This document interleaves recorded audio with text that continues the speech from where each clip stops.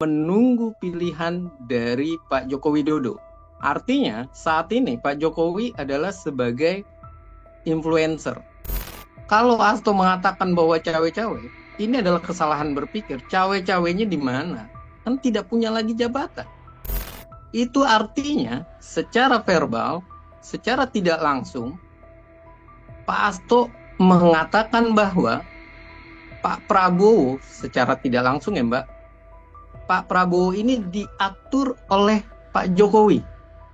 Presiden Jokowi yang waktu masih menjabat dianggap sebagai bebek lumpuh, tapi setelah tidak menjabat masih tetap dibawa dianggap cawe-cawe. Dan apakah PDI Perjuangan mentalnya cuma sebegitu saja? Hanya menghadapi satu orang, Jokowi begitu takut sekali. PDI Perjuangan tidak perlu malu.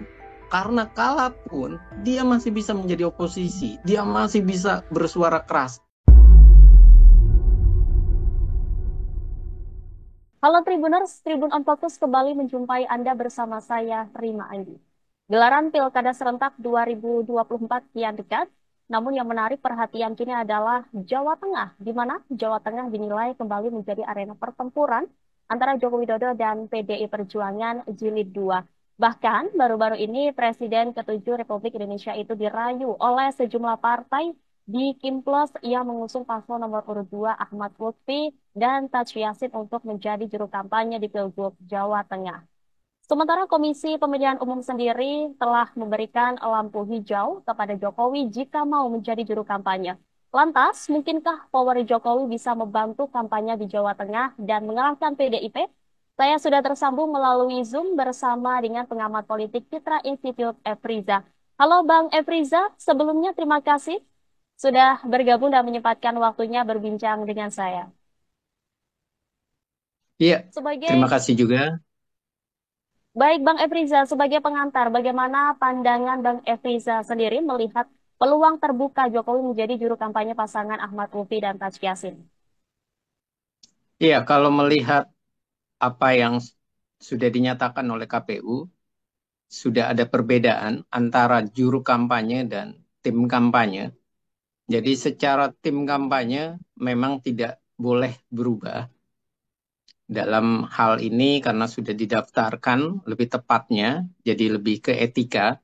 Tapi soal juru kampanye boleh siapapun itu dan nantinya juru kampanye ini adalah yang diusulkan oleh Kim, yang diharapkan oleh Kim adalah Pak Joko Widodo sebagai mantan presiden. Dan kalau kita melihat apakah itu sebuah kesalahan, tentu sudah dinyatakan oleh KPU tidak ada yang salah.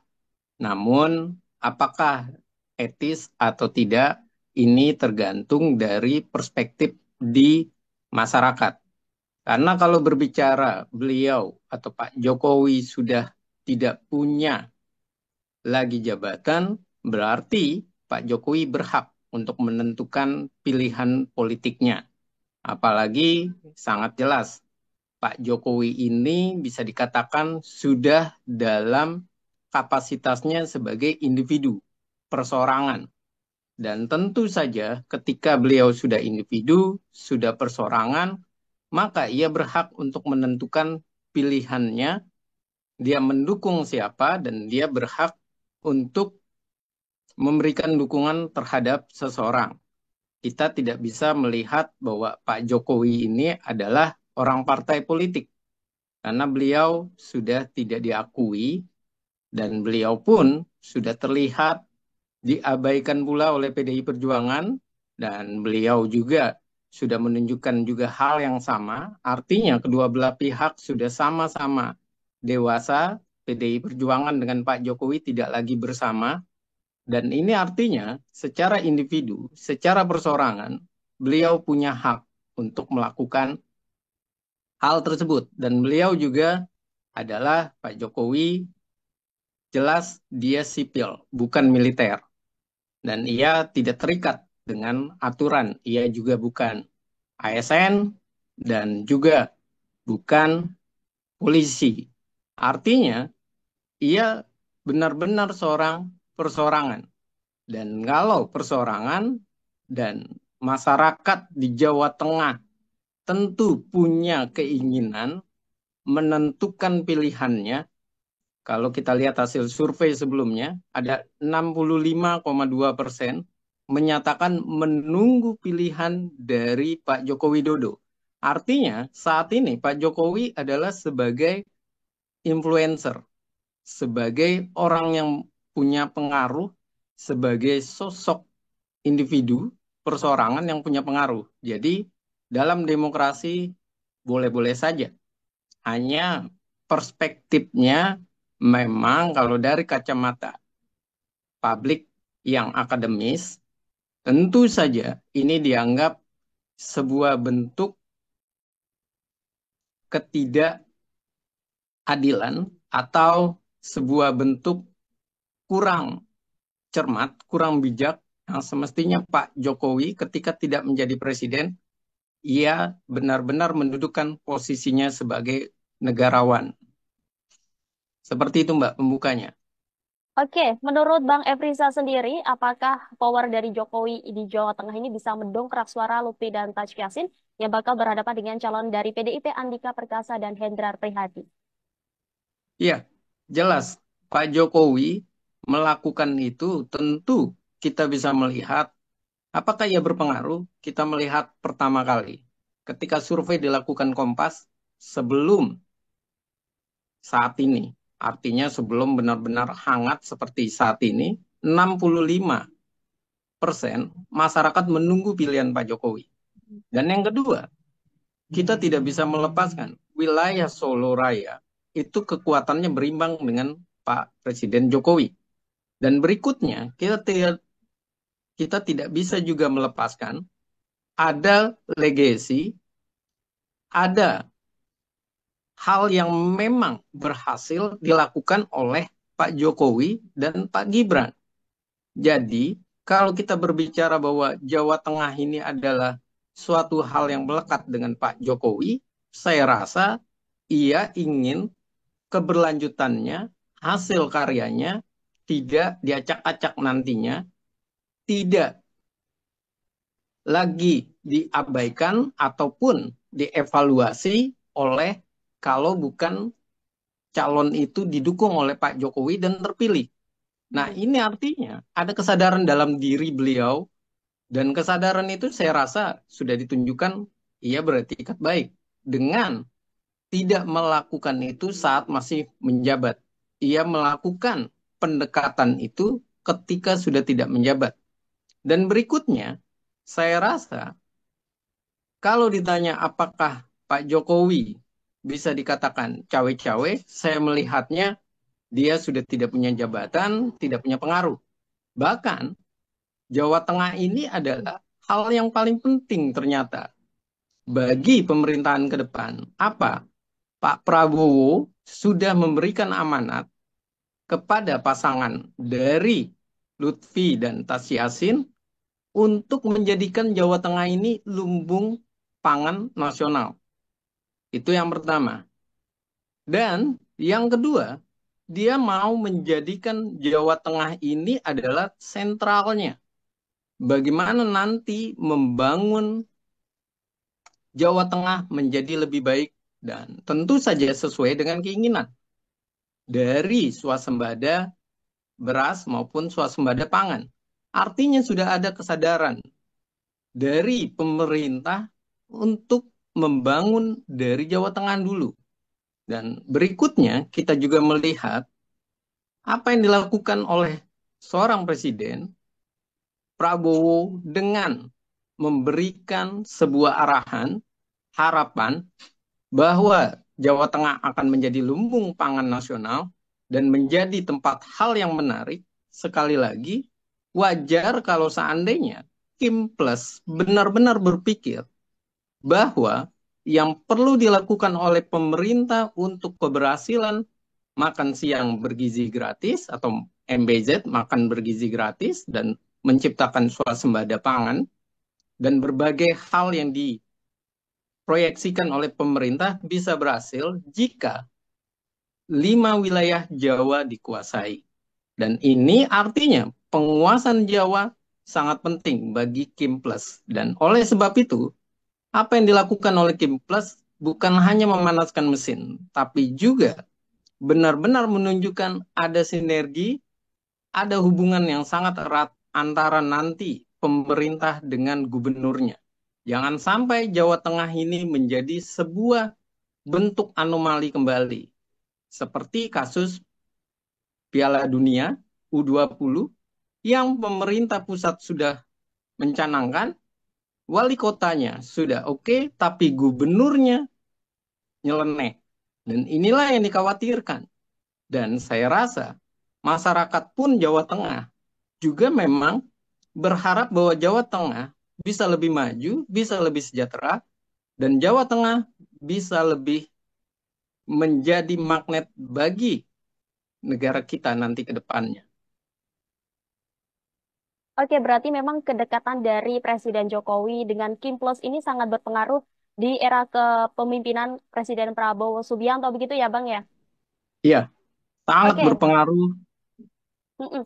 Meski PDIP tidak mempersoalkan jika Jokowi jadi juru kampanye, tapi Sekjen Hasto Kristianto menuding Jokowi masih cawe-cawe di pilkada. Bagaimana menanggapi hal itu, Bang Efriza? Ya, kalau seandainya cawe-cawe itu dikatakan oleh Hasto saat Pak Presiden Mhm. Joko Widodo masih menjabat, itu benar. Tapi kalau sekarang, pertanyaannya, ini adalah iklim demokrasi. Pak Jokowi itu sudah di Solo, dia warga Solo, dia sudah tidak punya jabatan sebagai presiden, dan ia sudah individu persorangan. Apakah ia tidak boleh untuk menentukan partisipasi politiknya? Bahkan di negara demokrasi, partisipasi politik seseorang itu tidak boleh dilanggar. Partisipasi politik seseorang itu harus diberikan baik hak berorganisasi, berserikat, berpendapat, dan tentu saja dalam hal ini memberikan dukungan kepada siapa yang dicalonkannya. Dan saat ini pun baru pertemuan semata Pak Jokowi. Dan Pak Jokowi baru memikirkan rencana tersebut. Benar-benar belum ditentukan, belum benar-benar diikrarkan oleh Pak Jokowi, tapi sudah begitu takut sekali. Padahal kalau kita mau melihat hal wajar, toh dia bukan lagi pejabat, dia bukan lagi seorang presiden. Apakah dengan memberikan dukungan, beliau dianggap tidak negarawan? Saya rasa salah berpikir seperti itu. Karena negarawan bukan berarti dia di Menara Gading. Dia tidak boleh untuk terlibat di dalam politik. Bukan berarti dia tidak boleh untuk memikirkan keberlanjutan bagi masyarakatnya dan bagi dirinya dan keluarganya yang tinggal di Solo. Dan ini pun saya rasa persaingannya pun masih terbuka. Di Semarang itu masih kekuatan PDI Perjuangan. Di Solo Raya masih seimbang antara Pak Jokowi dengan PDI Perjuangan. Dan saya rasa kalau Hasto mengatakan bahwa cawe-cawe, ini adalah kesalahan berpikir. Cawe-cawenya di mana? Kan tidak punya lagi jabatan. Mhm. Pengaruhnya di mana? Kalau berpengaruh terhadap nantinya Kim Plus dan Pak Prabowo akan turun tangan, itu artinya secara verbal, secara tidak langsung, Pak Hasto mengatakan bahwa Pak Prabowo secara tidak langsung ya Mbak, Pak Prabowo ini diatur oleh Pak Jokowi. Mhm. Pemerintahan ini adalah pemerintahan yang dijalankan oleh Jokowi. Karena kalimat cawe-cawenya ini tentunya harus dilihat dia masih punya pengaruh, punya kekuasaan. Sementara Pak Jokowi ini sudah tidak pengaruh, tidak berkuasa, walaupun ada anaknya, tapi saya yakin anaknya itu pun juga berpikir ulang kalau dia konsentrasinya harus di Jawa Tengah terus, karena situasinya ia harus mengadakan evaluasi dan mengadakan beberapa rancangan ataupun beberapa uji coba untuk makan bergizi gratis. Dan fokusnya malah pemerintahan ini bukan di Pilkada Jawa Tengah, tapi terlihat pemerintahan ini fokusnya lebih kepada DKI Jakarta atau DKJ saat ini. Dan saya melihat tudingan Hasto ini malah meremehkan kekuatan dari PDI Perjuangan. Karena itu basisnya PDI Perjuangan. Kenapa lawan seorang Presiden Jokowi yang waktu masih menjabat dianggap sebagai bebek lumpuh, tapi setelah tidak menjabat masih tetap dibawa dianggap cawe-cawe. Dan apakah PDI Perjuangan mentalnya cuma sebegitu saja? Hanya menghadapi satu orang, Jokowi begitu takut sekali.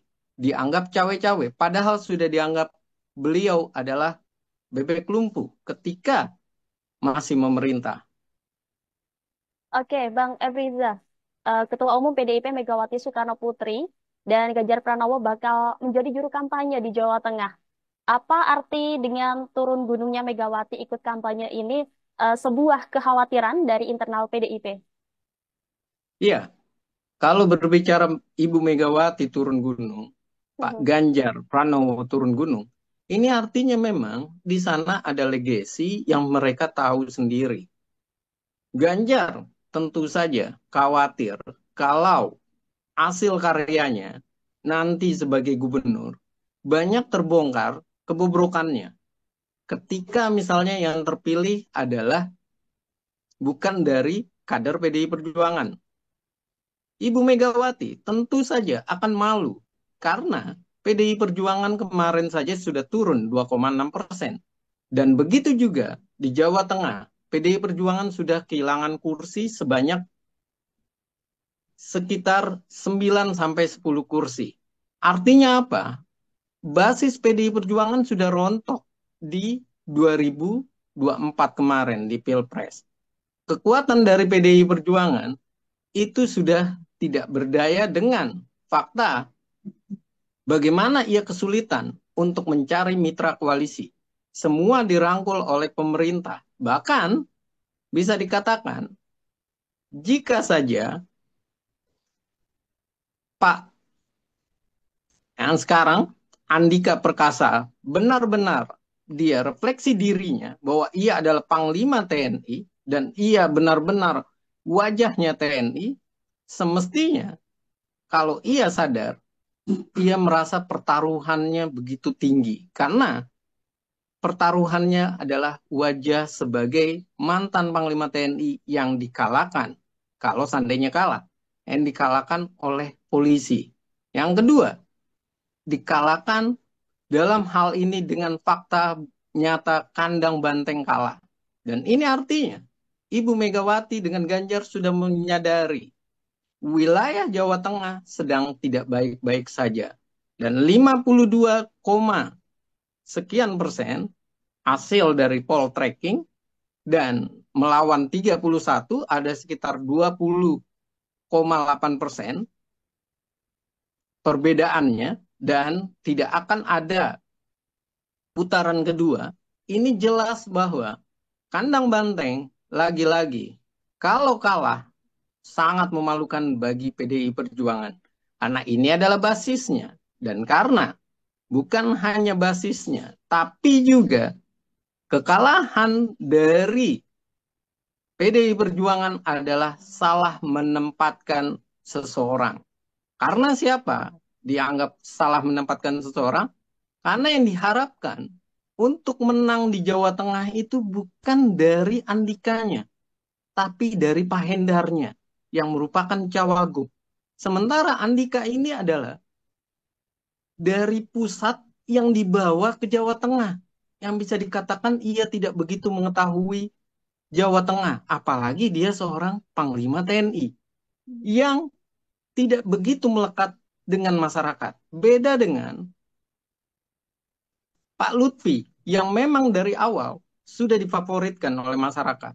Dia adalah Kapolda Jawa Tengah. Berikutnya, Tas Yassin adalah hal yang menyatakan kalau petahana dianggap sukses, tentu saja Tas Yassin ini bernilai elektabilitasnya tinggi.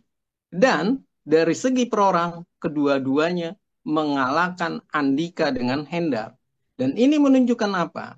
Menunjukkan Banteng siap-siap malu menghadapi kekalahan kedua kali dalam rentang waktu yang begitu cepat. Dari Februari ke November. Masih di tahun 2024. Dan dikalahkan kembali oleh satu orang Presiden Jokowi yang sekarang adalah seorang individu persorangan. Dan begitu malunya sampai harus turun semua personil sampai ketua umum yang biasanya ketua umum PDI Perjuangan itu berada di Menara Gading semata. Ya, seperti apa yang dikatakan Bang Efriza tadi bahwa Jawa Tengah sebagai kandang banteng dalam setiap pilkada lantaran PDIP berulang kali mampu mengantarkan kadernya sebagai gubernur. Menurut Bang Efriza sendiri, apakah pilkada tahun 2024 ini kandang banteng akan terbelah? Ya, kalau melihat apakah kandang banteng akan terbelah, saya rasa kekuatan dari banteng ini, satu sisi bisa saja masyarakat maupun kader PDI Perjuangan yang kader dalam hal ini yang bukan KSB ya, Mhm. yang simpatisan, ini bisa saja memilih tidak memilih PDI Perjuangan. Kenapa? Karena logikanya adalah yang dipilih tokoh. Itu yang pertama. Yang Mhm. kedua adalah program. Dan yang ketiga adalah gagasan itu benar-benar sama atau berhubungan dengan pusat. Dan mereka pun, masyarakat Jawa Tengah, sudah juga menyatakan mereka menunggu arah dari Pak Jokowi. Jadi, kalau bertanya, apakah nanti kader-kader PDI Perjuangan akan membelot? Kemungkinan besar bisa jadi. Karena rumus pemilihan umum adalah langsung umum bebas rahasia. Kalau seandainya PDI Perjuangan benar-benar harus menunjukkan kader-kadernya memilih sesuai dengan arahan dari PDI Perjuangan, itu namanya tidak lagi demokratis. Karena sifatnya di dalam pemilihan umum adalah rahasia. Dan saya meyakini pula, situasi nanti mereka tidak lagi berbicara, mereka berkata apa, tapi mereka berbicara siapa yang bisa memenuhi kebutuhan hidup mereka, kesejahteraan mereka, siapa yang bisa menjanjikan pembangunan di Jawa Tengah lebih baik. Apalagi kalau sudah dinyatakan bahwa Jawa Tengah adalah lumbung pangan dan menjadi suatu hal yang sudah dititipkan oleh Presiden Prabowo sebagai presiden terpilih kepada pasangan Tasyasin dan Lutfi atau Lutfi Tasyasin. Dan tentu saja apa yang sudah dititipkan oleh Prabowo kepada Tasyasin yang saat ini petahana, ini menunjukkan ada harapan besar bagaimana Jakarta menjadi magnet lebih baik. Dan kalau saya pribadi melihat Banteng tidak perlu malu kalau seandainya kalah. Karena basis Banteng tetap menang di sana. Di sektor legislatif. Di sektor pemilu legislatifnya. Sementara di sektor pilkada, kalah di sana, memang sedikit banyak buat PDI Perjuangan agak memalukan. Tapi kalau berbicara real, memang PDI Perjuangan tidak punya sosok yang bagus, tidak punya sosok yang menjual. Bahkan dalam segi elektabilitas saja, Andika Perkasa dimajukan ke Jawa Tengah itu karena terpaksa. Dan itu pun di last minute di Jawa Tengah. Artinya, PDI Perjuangan harus sadar bahwa pengkaderan PDI Perjuangan belum lagi bernas, belum lagi hebat ketika Ganjar sudah tidak menjabat. Dan ini menjadi sebuah pertanyaan. Siapa yang akan didukung, yang akan bisa menjaga kandang banteng? Kalau dari awal saja kita lihat elektabilitas, Lutfi, Pak Lutfi, dan Pak Kaisang yang begitu kuat. Sementara orang-orang banteng tidak ada. Jadi kalau kalah, saya rasa bukan kekalahan yang memalukan bagi Banteng. Karena memang dia tidak punya kader. Dan Andika adalah dipaksakan. Sementara sisi berikutnya, masyarakat memang butuh lebih baik kehidupannya. Jadi, kenapa tidak? Toh, Banteng bisa menjadi pengimbang pemerintahan ke depan. Karena Banteng di sana masih yang menguasai kursi DPRD. Mhm. Oke, jika seandainya PDIP kalah di kandang banteng, apakah bisa disebut Jokowi Ahmad Lutfi merampas kehormatan PDIP di Jawa Tengah, Bang? Iya, kalau dikatakan Jokowi dan Pak Ahmad Lutfi merampas di Jawa Tengah, Mhm. bisa dikatakan iya, sangat merampas. Dan sisi yang lain, ya tadi, saya bilang, kalau mau dianggap memalukan, iya memalukan. Tapi kalau mau refleksi, tidak memalukan. Karena memang Banteng sedang, PDI Perjuangan sedang tidak punya calon. Hasil elektabilitasnya, Andika itu dipaksakan. Itu Mhm. yang pertama. Yang kedua, kalau kita berbicara bahwa PDI Perjuangan memang dari awal sudah terlihat wilayah Jawa Tengah, PDI Perjuangan hanya menjadi oposisi, bukan lagi memerintah di Jawa Tengah. Dari awal sudah terlihat. Artinya apa? Ini adalah bentuk nyata dan PDI Perjuangan tidak perlu malu. Karena kalaupun dia masih bisa menjadi oposisi, dia masih bisa bersuara keras karena itu adalah kandangnya Banteng. Tapi kalau mau melihat refleksi berikutnya, kita bisa melihat bagaimana Banteng begitu fokus di DKI Jakarta. Tiba-tiba Ridwan Kamil elektabilitasnya bisa disalib oleh Pramono dan Rano. Ini artinya apa? Jangan-jangan DKI Jakarta sudah sebuah simbol. Banteng sudah siap melepaskan Jawa Tengah untuk memenangkan pilkada di DKI Jakarta. Karena begitu besar energinya, begitu besar effortnya yang diberikan oleh Banteng di DKI Jakarta ketimbang di Jawa Tengah. Bahkan yang memalukan adalah ketika ditanya bagaimana strateginya, apa yang akan dilakukan oleh Andika Perkasa sebagai calon gubernur. Dia berkata bahwa semua diserahkan kepada partai. Saya tidak tahu bagaimana strategi partai dan KSB-nya akan melakukan apa. Semua diserahkan kepada mereka. Artinya personal branding Andika pun tidak begitu oke. Yang kedua, Andika juga tidak punya mental sebagai ideologis PDI Perjuangan karena dia adalah kader loncatan, kader baru atau kader comot kalau seandainya mau digunakan. Mencomot orang yang populer karena dia sudah purnawirawan, dia sudah selesai dengan Panglima TNI, baru diajukan. Hanya karena itu saja. Artinya, dia bukan kader-kader ideologis dari PDI Perjuangan. Makanya narasi di Jawa Tengah, kalau sampai Andika menang, pertanyaannya adalah, masyarakat mau diperintah oleh orang yang tidak mengenal Jawa Tengah kah?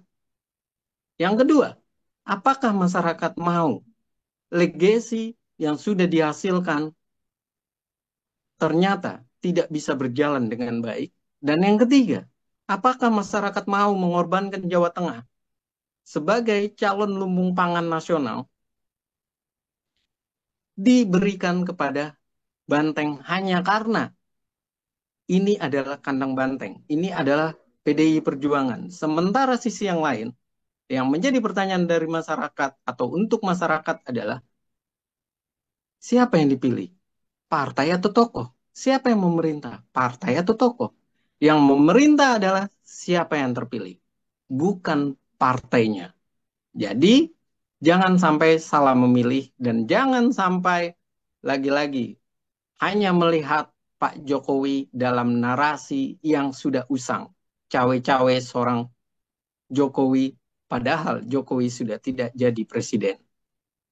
Iya, terakhir Bang Efriza, Jokowi dan Ahmad Lutfi melakukan pertemuan di Solo, Jawa Tengah pada Minggu 27 Oktober atau 2 hari lalu. Bagaimana menanggapi pertemuan itu, Bang Efriza? Iya, pertemuan ini menunjukkan semakin dekat.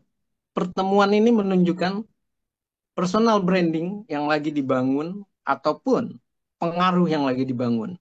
Dan ini menunjukkan sebuah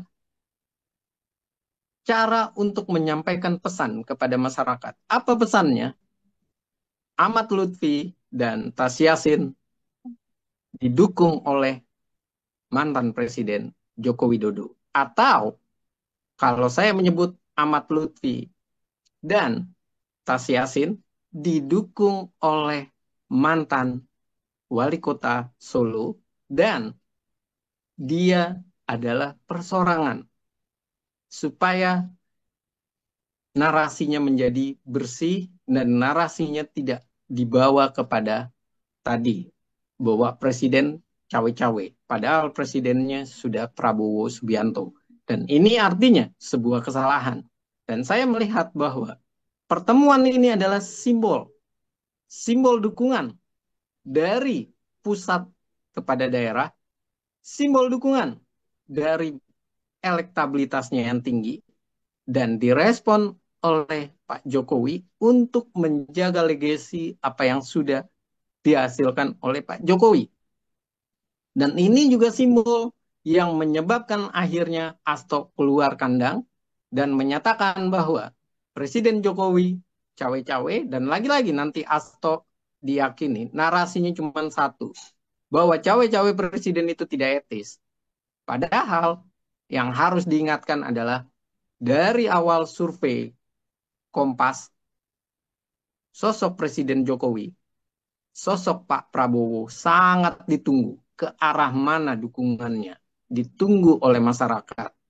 Dan sebesar 65,2% mendukung Jokowi untuk memberikan narasi dukungannya kepada siapa, dan yang ke Pak Prabowo 66,4%. Artinya memang sosok itu dibutuhkan oleh masyarakat sebagai figur yang mau menjadi lentera atau menunjukkan jalan yang terbaik.